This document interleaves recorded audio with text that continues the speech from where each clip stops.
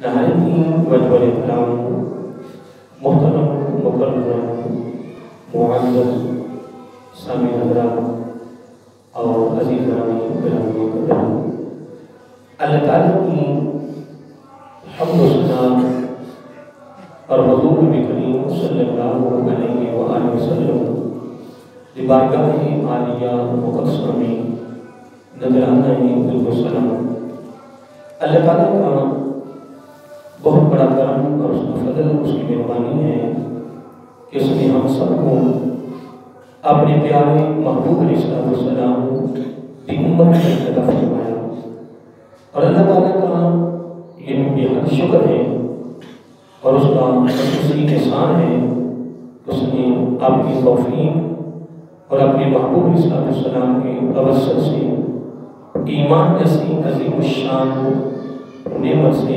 محروم فرمایا۔ حضرات محترم، زہد و تقویٰ کے حوالے سے ہماری گفتگو جاری ہے، لیکن آج کا جمعہ جو ہے وہ میں اس مہینے کی مناسبت سے محبوب سبحانی قطب ربانی شیخ عبد القادر جیلانی الحسنی الحسینی رحمۃ اللہ تعالیٰ ان کے حوالے سے میں پڑھا رہا ہوں۔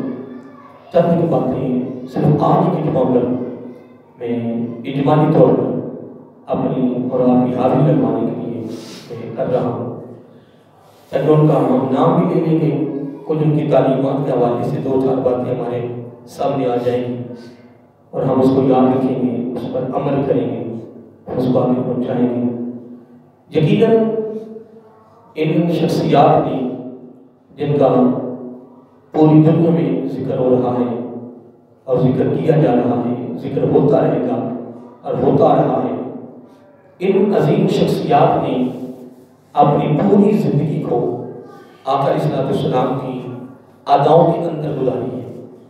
انہوں نے پوری زندگی اللہ تعالیٰ کے احکامات کی تعمیل میں بصورت سنت مصطفیٰ صلی اللہ علیہ وآلہ وسلم کے حوالے سے گزاری ہے۔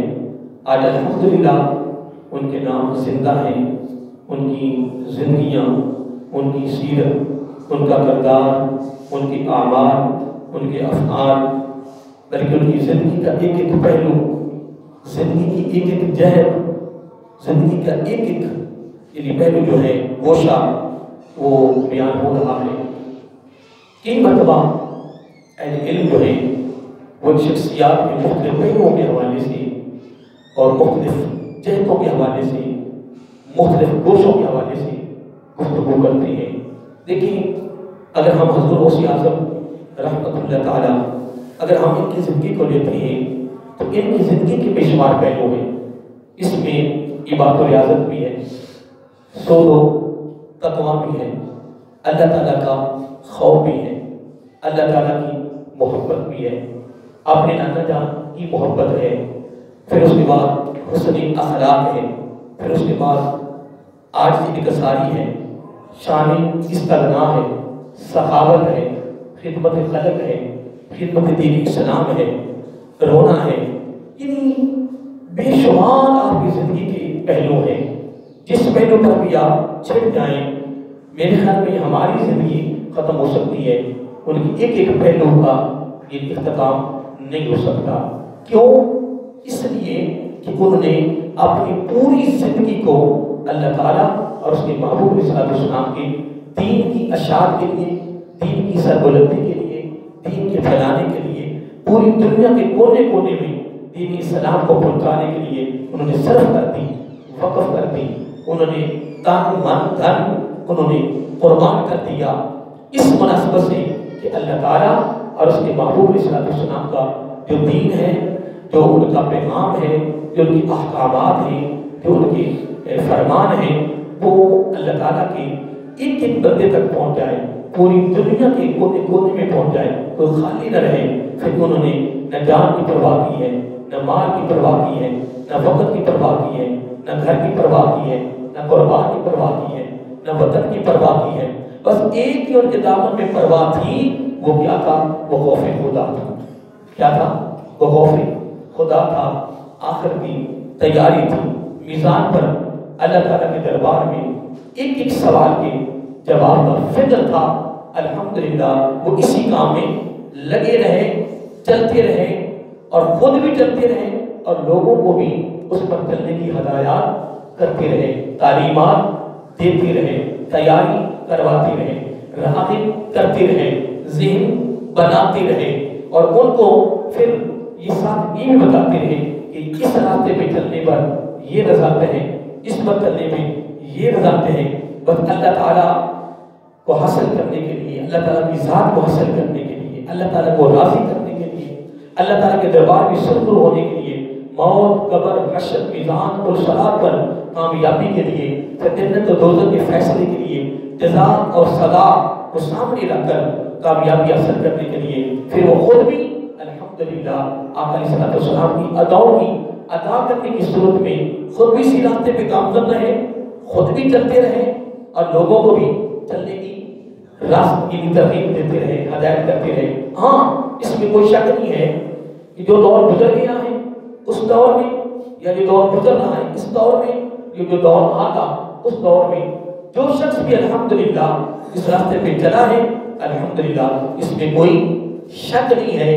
دنیا تو آپ کو بھی پتا ہے، مجھے بھی پتا ہے کہ عارضی ہے، اس کا کنارہ ہے۔ دیکھیے پوری کائنات میں غریب تر بھی رہ رہے ہیں، امیر تر بھی رہے ہیں، گزارا دونوں کو ہوتا رہا ہے اور ہو رہا ہے اور ہوتا رہے گا۔ لیکن وہ لوگ بڑے خوش نصیب ہیں کہ جن کے پاس کچھ بھی نہیں ہے لیکن صبر کا دامن نہیں چھوڑا ہوا، صبر کا دامن انہوں نے پکڑا ہوا ہے کچھ نہیں ان کے پاس لیکن صبر کا دامن نہیں چھوڑا، صبر کا دامن انہوں نے پکڑا ہوا ہے۔ اللہ تعالیٰ کی رضا پر وہ راضی ہیں، اللہ تعالیٰ کی عطا پر وہ راضی ہیں، اللہ تعالیٰ کی تقسیم پر وہ راضی ہیں اور وہ کبھی بھی صبر ہی نہیں کرتے، نہ بھی صبری انہوں نے کبھی کی ہے، وہ صبر کرتے رہے، وہ صبر کا دامن انہوں نے پکڑ کے رکھا، اس لیے کہ جو رب کی رضا ہے وہ اس کی رضا پر الحمدللہ وہ راضی ہیں۔ یقیناً وہ شخص خوش نصیب ہے کہ جو اللہ تعالیٰ کی رضا پر راضی ہے، اللہ تعالیٰ کی تقسیم پر راضی ہے۔ اگر وہ زندگی میں اونچ نیچ آتی بھی ہے، اتراؤ چڑھاؤ آتا بھی ہے، لیکن پھر بھی الحمدللہ اس نے صبر کا دامن پکڑا ہوا ہے اور چل رہے ہیں۔ آئیے محترم، تقوی پر میری گفتگو تقریباً 10-12 جمعے ہو گئے ہیں کہ تقوی کے حوالے سے گفتگو کر رہی ہے، لیکن آج کا جمعہ صرف آج کا جمعہ مختصر یعنی اختصار کے ساتھ حاضری لگوانے کے لیے میں پہلے آپ کو بتا چکا ہوں کہ اس موضوع میں ایک دو باتیں کرنی ہیں، اور میں نے یہ پہلے بات کر دی ہے کہ حضور غوث اعظم رحمۃ اللہ تعالیٰ ان کی زندگی کے بے شمار پہلو ہیں جن کا میں نے چند کا میں نے ذکر کیا ہے اپنی علم کی وسعت کے مطابق کہ یہ بے شمار پہلو ہیں، ہم کسی ایک پہلو کو بھی مکمل نہیں کر سکتے، لیکن الحمدللہ یہ ہماری خوش نصیبی ہے کہ اللہ تعالیٰ حاضری لگوانے کے لیے، اصول برکت کے لیے اللہ تعالیٰ ہمیں ان عظیم شخصیات، ان عظیم ہستیوں کا ذکر مختلف طریقوں سے، مختلف پہلوؤں کے حوالے سے یا مختلف جہتوں کے حوالے سے یا مختلف گوشوں کے حوالے سے وہ ہمیں کرنے کی توفیق دے رہا ہے۔ آگے محترم، ٹائم تھوڑا ہے، میں یہ سورۃ الشورى ہے، پارہ نمبر 25 ہے، اس کی میں نے آیت نمبر 13 کا آخری جز میں نے تلاوت کرنے کا اور آپ نے سننے کا شرف حاصل کیا ہے۔ انشاءاللہ آج یہ گفتگو ہوگی، اگلے دن سے انشاءاللہ ہم اپنی اسی گفتگو پر پھر انشاءاللہ شروع رہیں گے جو ہماری گفتگو چل رہی ہے۔ اللہ تعالیٰ نے اس آیت کریمہ کے آخری جز میں بھی دو حصے بیان کے فرمائے ہیں۔ کتنے؟ دو حصے۔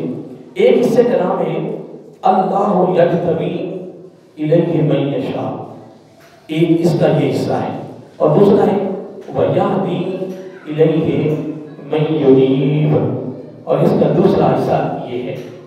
اب اللہ تعالیٰ نے آخری جز میں دو چیزیں بیان فرمائی ہیں۔ کتنی؟ دو پہلو بیان فرمائے ہیں، دو راستوں کا ذکر کیا ہے، دو راہوں کا ذکر کیا ہے، دو جہتوں کا ذکر کیا ہے، اور جو پہلی راہ ہے اللہ یجتبی الیہ من یشاء، اس راہ کا اس راستے کا نام ہے راہ جد. کیا ہے؟ اس راستے کا نام ہے راہ جد. اس راہ کا نام کیا ہے؟ راہ جد.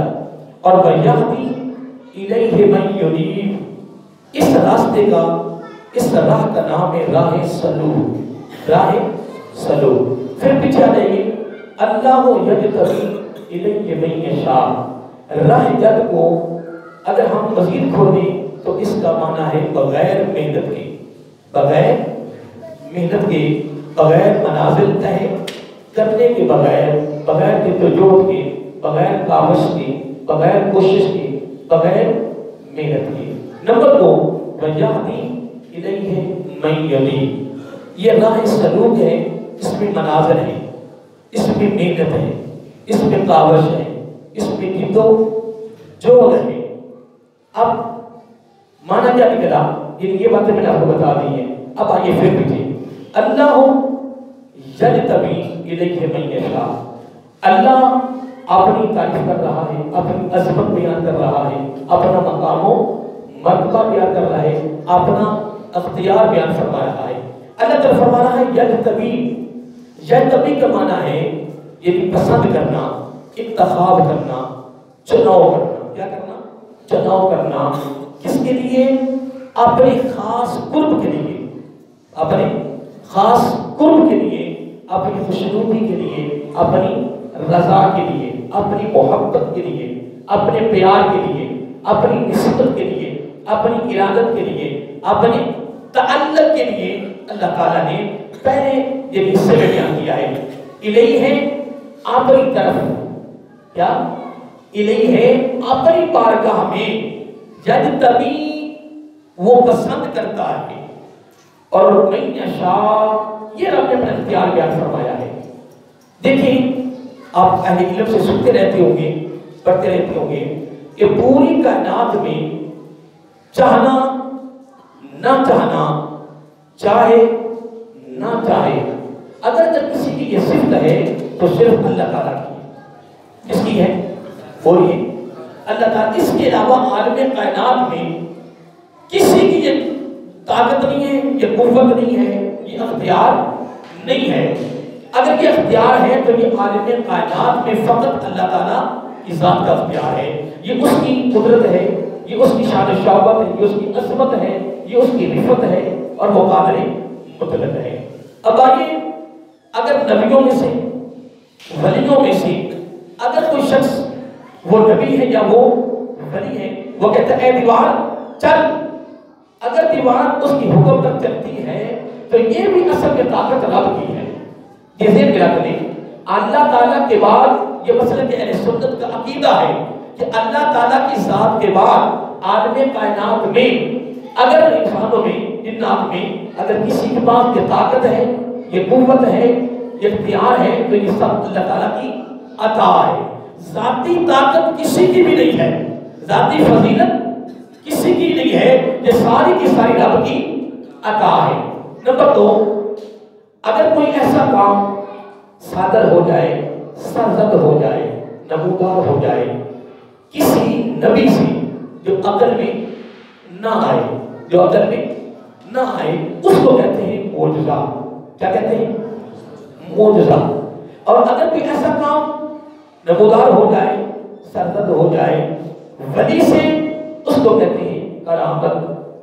لیکن کرامت اس کو کہیں گے کہ جو واقعہ، جو فعل ذہن میں، عقل میں نہ آئے، کس کو عقل نہ مانے. لیکن یہ اس وقت دل ہے. کیا ہے؟ اگر نبی کہے رات ہو جا تو لوگ کہیں گے رات کیسے ہوگی؟ اگر کوئی ولی کہتا رات ہو جا، لوگ کہیں گے یار رات کیسی ہوگی؟ دل تھا. یہ ساری طاقتیں تو رب کے پاس ہیں. لیکن یہ محترم جس کا تعلق رب کے ساتھ، نبیوں کا گروہ تو رب نے انتخاب کر لیا ہے، وہ تو انتخاب ان کا ہو چکا ہے. نبی آنا نہیں ہے. اگر آخری نبی ہے تو وہ ہمارے آقا علیہ السلام ہے. آپ کے پاس کوئی نبی آنا نہیں ہے. صحابہ کرام کا انتخاب ہو گیا ہے، تابعین کا ہو گیا ہے، تبع تابعین کا ہو گیا ہے. ہاں باقی رہا گا کوئی ولی ہے، قطب ہے، ابدال ہے، غوث ہے، مجدد ہے، ٹھیک ہے جی، پھر وہ شیخ الحدیث ہے، شیخ القرآن ہے. عالم ہے، حافظ ہے، قاری ہے، ٹھیک ہے جی، یہ محنت سے، کاوش سے، جدوجہد سے، عبادت و ریاضت سے یہ عہدے حاصل کر سکتا ہے۔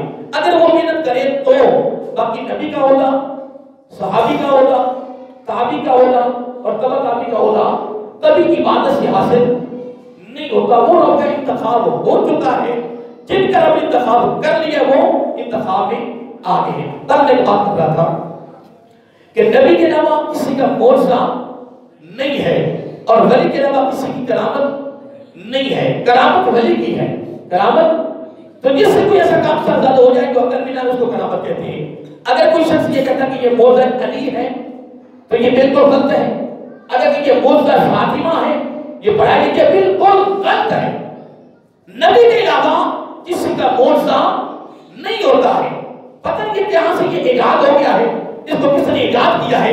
یہ مسلک اہل سنت کا عقیدہ ہے، اٹل فیصلہ ہے کہ نبی کے علاوہ کسی کا معجزہ نہیں ہے۔ ہاں، امیر المومنین حضرت علی مرتضیٰ حیدر قرار باب مدینۃ العلم رضی اللہ تعالی عنہ سے کوئی ایسا واقعہ، کوئی ایسا فعل، کوئی ایسا کام، کوئی ایسی ادا سرزد ہوتی ہے، صادر ہوتی ہے تو پھر اس کو ہم معجزہ نہیں کہیں گے، ان کو بھی ہم بولیے کرامت کہیں گے۔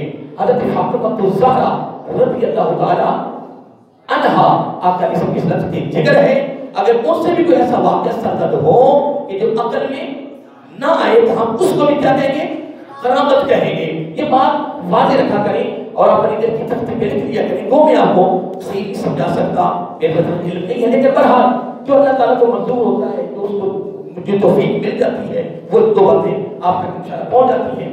اب یہ باتیں تو ایک موضوع کرنے کے حوالے سے تھی۔ پھر آگے سبب ایک راستہ ایسا ہے کہ بندہ اپنے گاؤں میں بغل ہوتا ہے، اسے پتہ بھی نہیں ہوتا، اسے خبر بھی نہیں ہوتی، اسے علم بھی نہیں ہوتا، اللہ تعالیٰ کی اس پر نظر پڑتی ہے، وہ اللہ تعالیٰ کی پسند میں آ جاتا ہے، اللہ تعالیٰ اسے پسند کر لیتا ہے۔ پھر اللہ تعالیٰ ایک ہی لمحہ میں، ایک ہی گھڑی میں، ایک ہی ساتھ میں ساری منزلیں طے کروا کر ایک لمحہ میں جو اس کی پسند میں آ جائے، یجتبی، جو اس کی پسند میں آ جائے، جو اس کے انتخاب میں آ جائے، ایک لمحہ میں اللہ تعالیٰ اسے ساری منزلیں طے کروا کے اسے ولیت کی عہدہ پر فائز کر دیتا ہے۔ کس عہدہ پر؟ بولیے، ولیت کی عہدہ پر اسے فائز کر دیتا ہے۔ یہ ہے پہلی راہ، اللہ یجتبی الیہ من یشاء، یہ ہے پہلی راہ، اس کو کہتے ہیں راہ جب، یہ ہے پہلی راہ جس کو کہتے ہیں بغیر محنت کے، یہ پہلی راہ ہے، رب کی پسند ہے، رب کا انتخاب ہے۔ اس کو آپ کہیں کہ اس میں محنت کی ضرورت نہیں ہے، اس میں کوئی جد و جہد کی ضرورت نہیں ہے، کوئی کاغذ کی ضرورت نہیں ہے، اس کو کہتے ہیں راہ جب، بغیر محنت کے رب کی پسند۔ نمبر 2 وَيَهْدِي إِلَيْهِ مَن يُنِيبُ، اس کو کہتے ہیں راہ سلوک۔ اس میں مختلف منزلیں ہیں، کیا؟ یہ راہ سلوک ہے، اس میں مختلف منزلیں ہیں، مختلف اس میں پہلو ہیں، اس میں مختلف جہتیں ہیں، مختلف اس میں گوشے ہیں۔ وہ وسوطیں عبادتوں، ریاضت، محنت، کاوش، جد و جہد، طلب، اشتیاق، طلب، پھر وہ جب اللہ تعالیٰ کے قرب کا وہ طالب بنتا ہے، جب وہ اللہ تعالیٰ کے قرب، اللہ تعالیٰ کی رضا کا جب وہ خواہش مند بنتا ہے، پھر وہ محنت کرتا ہے، پھر وہ کاوش کرتا ہے، اس کو کہتے ہیں راہ سلوک۔ پھر وہ منزلیں طے کرتا ہے، بس ایک لمحہ آتا ہے کہ وہ بڑھتا جاتا ہے، وہ بڑھتا جاتا ہے، پھر وہ طالب ہوتا ہے، وہ بڑھتا جاتا ہے، وہ محب ہوتا ہے، وہ بڑھتا جاتا ہے، وہ عاشق ہوتا ہے، وہ بڑھتا جاتا ہے، وہ منتظر ہوتا ہے۔ ادھر اس کی عبادتوں ریاضت بھی چل رہی ہوتی ہے، ادھر اس کی منزلیں بھی چل رہی ہوتی ہیں، ادھر سے وہ اس کی کاوت چل رہی ہوتی ہے، ادھر اللہ تعالیٰ لَنَهْدِيَنَّهُمْ سُبُلَنَا، اللہ تعالیٰ اس کے راستے کو ہموار کرتا جاتا ہے، دیواریں گراتا جاتا ہے، پردے ہٹاتا جاتا ہے، پھر اللہ تعالیٰ اس کی مدد کرتا ہے۔ وَيَهْدِي إِلَيْهِ مَن يُنِيبُ، ایک یہ راہ ہے جس میں محنت ہے، پھر ایک وقت آتا ہے کہ اللہ تعالیٰ اسے اپنے قرب کی منزل عطا کر دیتا ہے، پھر وہ بھی ایک لمحہ آتا ہے کہ پھر وہ منتظر نہیں رہتا، وہ بھی منتظر بن جاتا ہے۔ لیکن جو راہ جد ہے جس میں محنت نہیں ہے اس میں اللہ تعالیٰ بغیر محنت کے اسے پسند کر کے اسے اپنی مقصد تک پہنچا دیتا ہے۔ یہ میں نے 2 راستوں کا ذکر کیا ہے۔ قرآن مجید کی سورۃ شورى کی آیت نمبر 13 کے آخر کے حوالے سے رب نے 2 راستوں کا 2 راہوں کا ذکر کیا ہے۔ ایک راہ ہے جد جس کو کہتے ہیں بغیر محنت کے، اور ایک راہ ہے سلوک جس کو کہتے ہیں محنت۔ دونوں راستوں سے چلنے والے اللہ تعالیٰ کی قرب، اللہ تعالیٰ کی رضا، اللہ تعالیٰ کی خوشنودی کی جو منزل ہے وہ حاصل کر لیتا ہے۔ لیکن راستے کتنے ہیں؟ 2۔ کتنی راہیں ہیں؟ 2۔ اس کا میں نے نام لے لیا ہے۔ اگر راہ جد راہ سلوک کا نام نہ یاد رہے تو آپ کہہ سکتے ہو کہ اللہ تعالیٰ کی قرب کی منزل، اللہ تعالیٰ کی محبت کی منزل، اللہ تعالیٰ کی قرب کی منزل، اللہ تعالیٰ کی رضا کی منزل اگر کوئی حاصل کرتا ہے اس میں کتنی راہیں ہیں؟ 2۔ بس آسان معنی ہے، ایک محنت کے ساتھ اور ایک بغیر محنت کے۔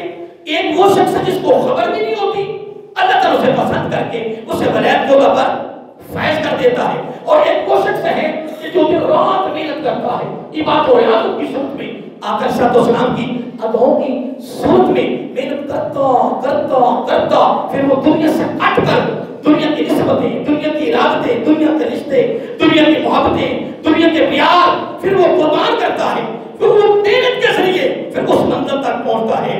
اللہ تعالیٰ کے قرب اور اس کی محبت کی یہی منزل کو حاصل کرنے کے لیے اللہ تعالیٰ نے سورۃ شورى آیت نمبر 13 کے آخری جز میں 2 راستوں کا ذکر کیا ہے۔ فرمایا ایک وہ راستہ ہے جس کا نام راہ جد جو بغیر محنت اس کی پسند ہے، اور ایک راہ سلوک ہے جو محنت ہے جس میں بندہ محنت کرتا کرتا رب کے دربار میں پہنچتا ہے اور اپنے قرب حاصل کرتا ہے۔ اب یہ 2 باتوں کو میں نے قرآن مجید کی اس آیت کے اس جز کے حوالے سے بات کی ہے۔ اب آئیے حضور غوث اعظم حضور عبد القادر جیلانی الحسنی الحسینی رحمت اللہ تعالی وہ عظیم ہستی گزرے ہیں۔ پھر اس میں ایک بات اور شامل کر لوں، اس میں جب عبادت آشکار ہوتی ہے اس میں ایک حصہ ہے جذبہ۔ کیا ہے؟ جذبہ، اور ایک ہے نیت ارادہ، اور ایک ہے ادراک۔ اب جذبہ الگ ہے، اس کو کہتے ہیں شعور جذبہ، شعور ارادہ اور شعور ادراک۔ اب جو شعور جذبہ ہے اب اس میں عشق پیدا ہوتا ہے، ایک طلب پیدا ہوتی ہے، ایک خواہش پیدا ہوتی ہے۔ جب ارادہ ہے تو ارادے میں پھر وہ جتنے کام عشق کو حاصل، محبت کو حاصل کرنے کے جتنے کام ہوتے ہیں پھر اس کی طرف اس کا رجحان ہوتا ہے، پھر وہ رجوع کرتا ہے، پھر وہ رخ کرتا ہے اس کی طرف۔ پھر جذبہ جب شعور ادراک پیدا ہوتا ہے تو پھر اس میں عمل فعل، پھر اس میں کام پریکٹیکل جس کو کہتے ہیں، عملی طور پہ کہتے ہیں۔ پھر جب جذبہ ارادہ ادراک یعنی یہ جب ساری یکجا ہو جائیں تو پھر اللہ تعالیٰ اس سے وہ منزل عطا کرتا ہے جس منزل کا وہ طالب ہوتا ہے۔ پھر الگ الگ حصے ہیں۔ حضور غوث اعظم حضور عبد القادر جیلانی رحمت اللہ تعالی آقا علیہ السلام کی امت میں سے ایک ولی گزرے ہیں۔ یہ ماں کی طرف سے نہیں، مختصر بات کر رہا ہوں۔ اگر کوئی پوچھتا ہے فضیلت کیا ہے تو ہم مختصر کہہ سکتے ہیں کہ یہ وہ ہستی ہے کہ جو ماں کی طرف سے بھی سید ہے، باپ کی طرف سے بھی سید ہے، باپ کی طرف سے حسنی ہے، ماں کی طرف سے حسینی ہے، مادرزاد ولی ہے، عالم ارواح سے اللہ تعالیٰ کی نظر پڑی، اللہ تعالیٰ نے غوثیت کے عہدہ پر ان کو فائز کر دیا۔ اللہ فرماتا ہے اللہ یجذبی الیہ من یشاء، یہ راہ جد ہے جس میں محنت نہیں ہے، جس میں کوئی جد و جہد نہیں ہے، رب کی نظر پڑی، یجذبی اسے پسند کر کے الیہ من یشاء اپنی مرضی سے اپنے قرب کی دولت سے مال کر دیا۔ حضور غوث اعظم الحسن الحسینی وہ رحمت اللہ ہستی ہے کہ جو مادرزاد ہی ولی پیدا ہوئے ہیں۔ کیا مادرزاد ہی ولی پیدا ہوئے ہیں؟ بغیر محنت کے، بغیر منزلوں کے، بغیر راہ سلوک کے اللہ تعالیٰ نے راہ جد کے ذریعے اپنی بارگاہ میں پسند کر کے غوثیت کے عہدہ پر فیض کر کے غوثیت کا عہدہ ان کو عطا فرما دیا۔ اور جذبہ پھر ایک اور بات کرتا جاؤں میں اختصار کے ساتھ، جو کہ میرے کو موضوع چل رہا ہے تقوی کا، اگر صرف اسی کو شروع کرنا ہے تو میں درمیان میں اصول برکت کے لیے ربیع الثانی کے حوالے سے میں بات کر رہا ہوں تاکہ ان کا تھوڑا سا نام ہمارے کانوں تک بھی پہنچ جائے، زبان پر بھی آ جائے، تاکہ ہماری حاضری بھی لگ جائے۔ میں بات کر رہا تھا پھر اس میں دیکھیں اس آیت کریمہ پیچھے سے کرا رہا ہے وَصَّيْنَا بِهِ إِبْرَاهِيمَ وَمُوسَىٰ وَعِیسَىٰ، یہ میں پوری آیت کا مفہوم نہیں پیش کیا۔ ایک ولایت عیسوی ہے اور ایک ولایت موسوی ہے اور ایک ولایت ابراہیمی ہے اور ایک ولایت محمدی ہے۔ اب اس کی تشریح کرتے ہیں تو میرے پاس اتنا علم بھی نہیں ہے تو میں اس کی تشریح کروں، اور اگر میں کوشش کرتا بھی ہوں تو اس میں بڑا وقت لگ جائے گا اور وہ باتیں ہمارے ذہن میں نہیں رہے گی۔ میری عادت میرا معمول ہے کہ میں کوشش کرتا ہوں وہ بات کی جائے جو مجھے بھی سمجھ آ جائے اور آپ کو بھی سمجھ آ جائے، کوئی دوبارہ مجھ سے پوچھے تو میں بتانے کے قابل ہو جاؤں۔ میں مشکل بات کرتے نہیں ہوں کیونکہ اس طرف جانے کی ضرورت ہی نہیں ہے۔ پر میں بات کر رہا تھا کچھ ایسے ولی ہیں کہ وہ ولایت عیسوی پر چلایا گیا ہے، فیض ولایت عیسوی، اور کئی ولایت موسوی اور کئی ولایت ابراہیمی، لیکن قربان جائیں اللہ تعالیٰ نے پچھلا حصہ، دوسرا قسمہ ارادہ ادراک، اور ولایت عیسوی موسوی اور ابراہیمی اور ولایت محمدی، اللہ تعالیٰ نے تین حصوں کو ذکر کیا ہے، ایک راہ جد، ایک راہ سلوک اور ایک جذبہ ارادہ اور ادراک، اور تیسرا میں نے ذکر کیا ہے یعنی مختلف ولایت عیسوی موسوی ابراہیمی اور محمدی۔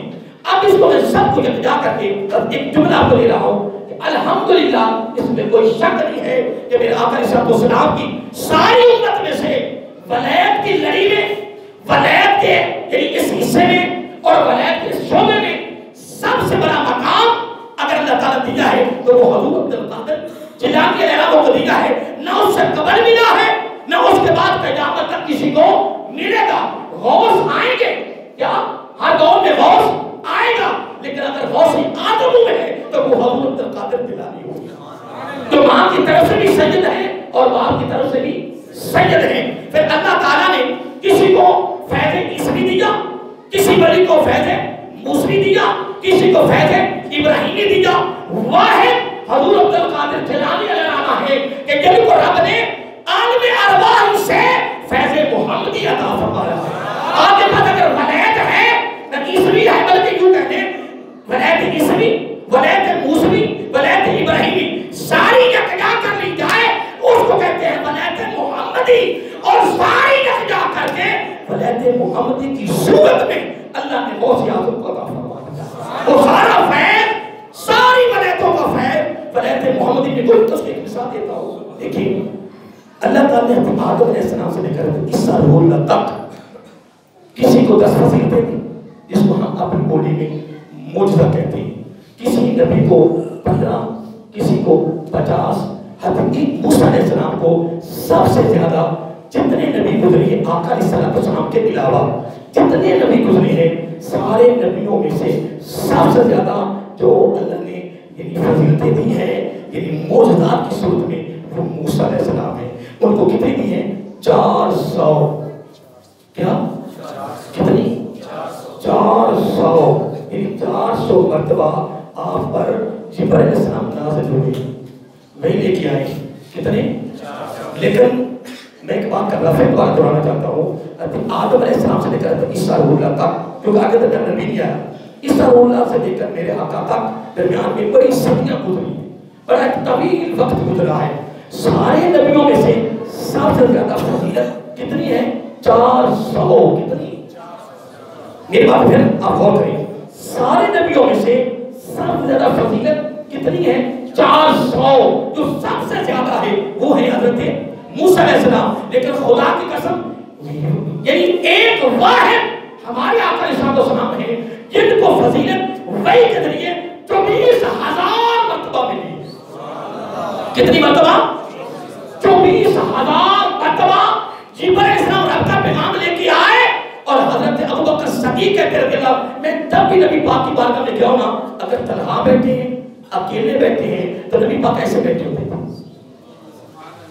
بات ایک ہونے کیا، میں جب بھی گیا ہوں نا نبی پاک کی بارگاہ میں اگر تو اکیلے بیٹھے ہیں، تو اگر صحابہ بیٹھے ہیں تو گفتگو کر رہے ہوں گے، سمجھا رہے ہوں گے، تربیت دے رہے ہوں گے، پیغام دے رہی ہوگی. لیکن اگر آقا علیہ السلام کی بارگاہ میں بیٹھ گیا ہو نا, اگر تنہا ہے نا, اکیلے, تو میں نے سرکار کو ایسے نہیں دیکھا, میں نے آپ کو ایسے دیکھا ہے.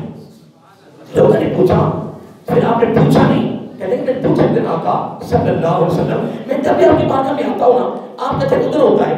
اندازہ لگا ہے کہ سارے نبیوں میں سے سب سے زیادہ فضیلت موسیٰ علیہ السلام کو کتنی مرتبہ؟